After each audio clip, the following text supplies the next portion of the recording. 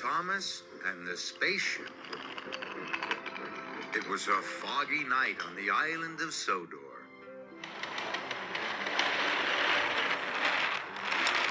The engine's lamps burned brightly,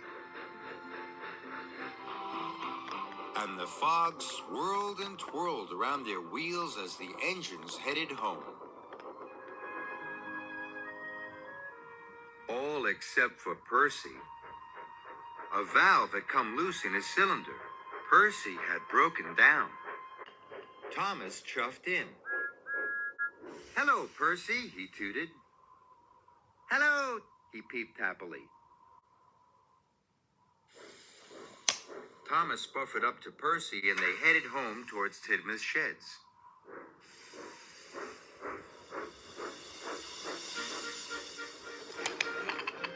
The fog was thick. Thomas wanted to be quick. Suddenly, Percy peeped. "Look, Thomas, there are flashing lights in the sky." Thomas couldn't see any lights. "It must be a spaceship," peeped Percy. "A spaceship," puffed Thomas. "Are you sure?" "Sure as I'm a little green engine," whistled Percy. He was very excited. And that made Thomas excited too. Thomas and Percy arrived at Tidmouth's sheds. "I've seen a spaceship," Percy whistled excitedly. "Huh," snorted Gordon. "What a foolish little engine." Thomas didn't like Gordon calling Percy foolish. Then Sir Topham had arrived. "Thomas, tonight you must take Percy's mail cars." Thomas was happy to do this. Now he could find Percy's spaceship. "I'll show you that Percy isn't a foolish little engine," Thomas tooted to Gordon.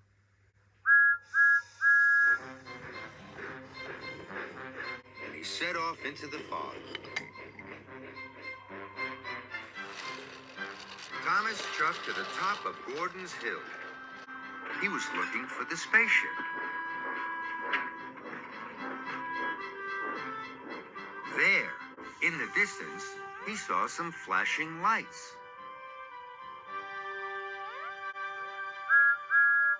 "Hooray!" whistled Thomas. "There's Percy's spaceship!" And he wheeshed down the hill.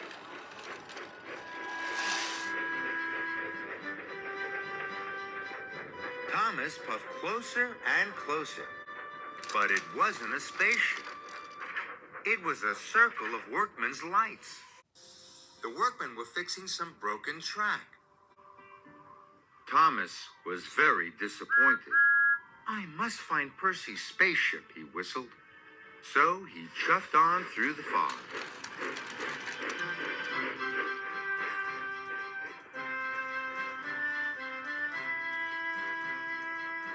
Then Thomas saw another flashing light.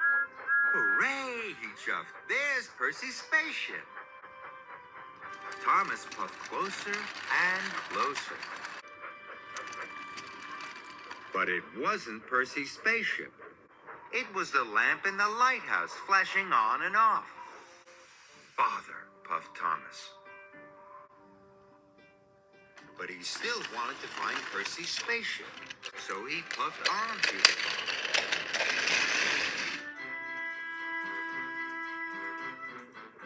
Thomas was very tired, and it was very late.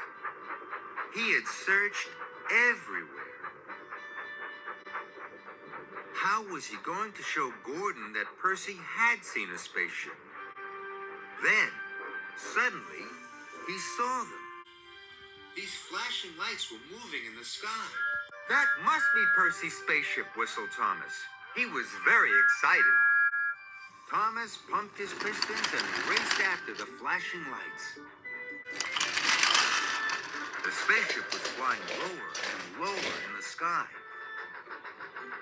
Suddenly, Thomas didn't feel tired anymore. Thomas's wheels clickety-clacked on the rails of the track to see Jeremy the plane coming in to land at the airport. "Cinders and ashes," cried Thomas. Jeremy the plane must be Percy's spaceship. Thomas felt very sad. He hadn't found a spaceship.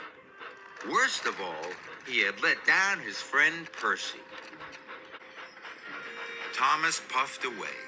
He was so tired the mail cars felt very heavy now. Sir Topham Hatt will be cross, sighed Thomas. I've spent all night looking for Percy's spaceship. Thomas knew that now he couldn't deliver the mail cars on time. He needed help. So he chuffed back to Tidmouth as fast as his aching axles would spin. When Thomas arrived at Tidmouth Sheds, Percy was still at the repair yard. How many spaceships did you find? Huffed Gordon grandly. It wasn't a spaceship, puffed Thomas sadly. It was Jeremy the plane coming into land. Thomas felt foolish, but he still had to be really useful. Gordon, I need your help, he tooted. You are faster and stronger than any engine. If we share the cars, the mail can still be delivered by breakfast. This made Gordon feel important, and Gordon liked feeling important. So Gordon took half the mail cars, and Thomas took the others, until all the mail was delivered by breakfast. The next night, there was no fog. Look, Thomas tooted. There's Jeremy the plane. He was very excited. All the engines watched Jeremy coming into land at the airport. It was a magical sight. I think Jeremy's better than a spaceship any day, peeped Percy. And Thomas had to agree.